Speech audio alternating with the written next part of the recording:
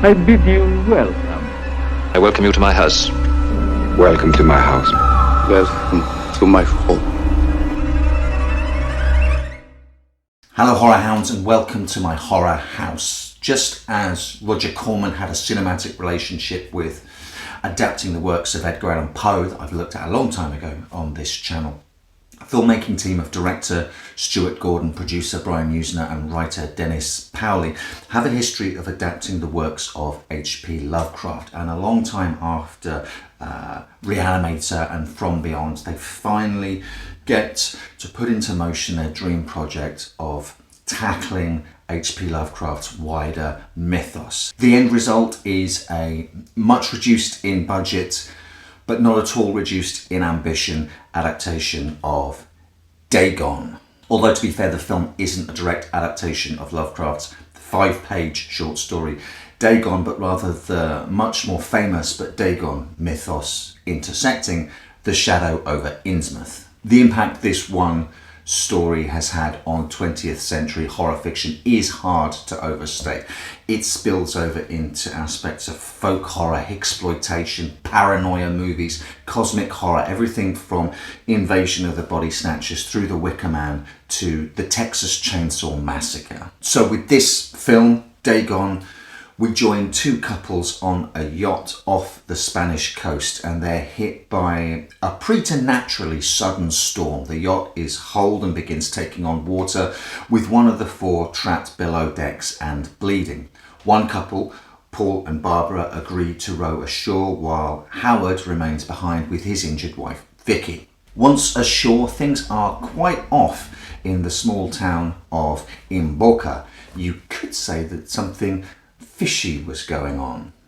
The place name Imboca is a Spanish adaptation of Innsmouth, and Paul finds himself in a struggle for escape and survival over the course of one evening and one night in this hellish place. I'm not at all bothered that the location is moved from Lovecraft's New England to Spain. This is a Spanish co-production, so with Spanish money it's set in Spain and uses Spanish actors, and if that's what it took to get the film to the screen, I'm more than happy with that. If anything, it heightens the sense of dislocation for both protagonist and a Western viewer. And anyway, as any estate agent will tell you, location is key, and the location they found to make this film in is phenomenal.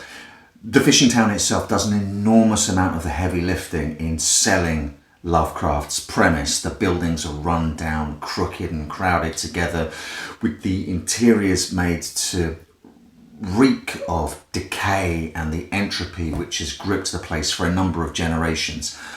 It's constantly raining there. The places and people are shiny with rainwater and sea spray, and the townsfolk in their sou'westers and rain slicks just adds to the oily, fishy locale until you can practically smell the mold and fish stink. If, like our protagonist, you don't speak Spanish, then you're alienated from an awful lot of the dialogue, and this adds to this weird sense of othering and dislocation.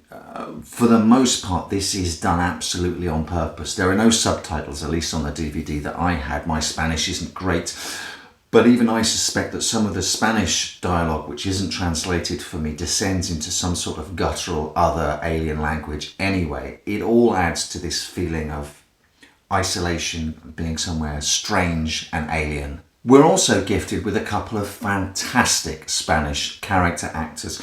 You have Francisco Rabal as Ezekiel, an old drunkard and last full-blooded human of Imboca, and Ferran Lajos as an exceptionally creepy, pale and pasty priest. Both are remarkably engaging, but I will hold my hand up and say this: while Rabal imbues his performance with a lifetime of regret, emotion and suffering, he is called upon to deliver some key lines of dialogue in English. Clearly not his first language, and his accent is so thick at times it can be a struggle to understand some of the dialogue which we are supposed to be able to understand. To be fair, it's not a deal breaker. If anything, it just puts you even further in the shoes of our hero, Paul, struggling and straining to hear and to understand. There's nothing fantastically revelatory about what Ezekiel has to tell us in dialogue that you can't pick up from other aspects of the film as you go along anyway. Our nominal hero, Paul, is played by Ezra Godden as a kind of milquetoast anti-action hero. In other words, the perfect protagonist for a Lovecraft tale. He has more than a whiff of the Jeffrey Combs about him, and that must surely be intentional.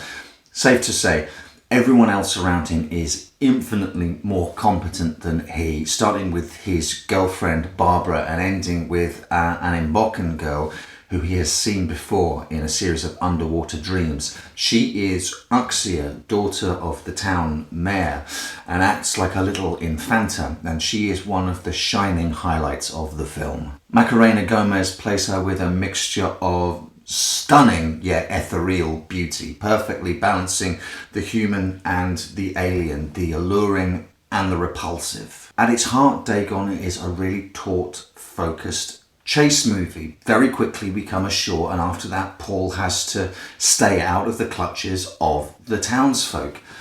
And what a weird practical effects rogues gallery of phenomenal bug-eyed, gill-necked fish people they are. I mean, it goes all out, and some of you may laugh at some of these extremely mutated disciples of Dagon, but I'm sure you will all be laughing along with the film rather than at it. Anyone who's watched Gordon's previous Lovecraft movies, the Re-Animator films and From Beyond, know that they like to have a little bit of a chuckle with the source material. This one is much more deadly serious than From Beyond and Re-Animator, much more of a straight up adaptation, but that sense of fun and play with practical effects is still there, bubbling away underneath the surface. When I tweeted a while ago that I was watching this movie, by the way, if you want to follow me on Twitter at GrumpyAndrew, you're more than welcome. Leo from Geek Legion of Doom drew an interesting parallel that hadn't occurred to me before between this movie and Resident Evil 4, which is a game I freaking loved. And he's right, they do both have this same vibe of strange European, small town decayed cult Lovecraftiness. So if you're at all a fan of Resident Evil 4 but haven't checked out Dagon, there's a fantastic touchstone for you there provided by Leo, so thanks for that. And while the film is tense and does have a lot of sort of chase sequences and suspense sequences, a lot of the usually quasi-action hero beats that we're all used to are completely undercut in Dagon because of the nature of our hero. This leads to weirdly unsexy scenarios like Paul having to beat an attacker over the head with his mobile phone because it's the only thing he has to hand, and in another scene where he's trying to hotwire a car and only succeeds in sounding the horn, alerting nearby townsfolk to his position. It does give the whole affair the feel of, this is what it would be like if I were in this situation trying to Bruce Willis my way out of Dagon town. A word of caution, you will have to look past the early 2000s sci-fi channel level of CGI. Looking at the shots chosen for CG, you can see that recreating them practically would have quadrupled the budget. They're not accomplished shots, there's no getting around it, but I prefer to see them as a necessary evil. There is no way to adequately narrate this story without these shots. They are few and far between, indicating to me that Gordon used them only when absolutely necessary. They are a means to an end to tell what is ostensibly a practical, FX-driven, fucked up little story. A story of folks wearing human skin, slit throats, bloody stabbings, ripped arms, creature effects galore, and one very agonizing to watch, live skinning. Dagon has a low budget but a big heart. But at the end of the day, any film that makes me shout out at the screen, dude, just fuck your hot octo sister and get it over and done with, has to have something going for it. Good Lovecraft adaptations are very few and far between. What are some of your favourites? Please let me know in the comment section below. Surely Dagon has to be somewhere near the top of the pile, probably looking askance at John Carpenter's In the Mouth of Madness, going, Not really a proper Lovecraft adaptation, but yeah, alright, fair dues. You're one of the best Lovecraft movies we've ever had. Give me some alternatives. I saw Necronomicon years ago and haven't seen it since. Is that worth it? Are there others that I may not have heard of? Please let me know. And once again, as always, thanks for watching.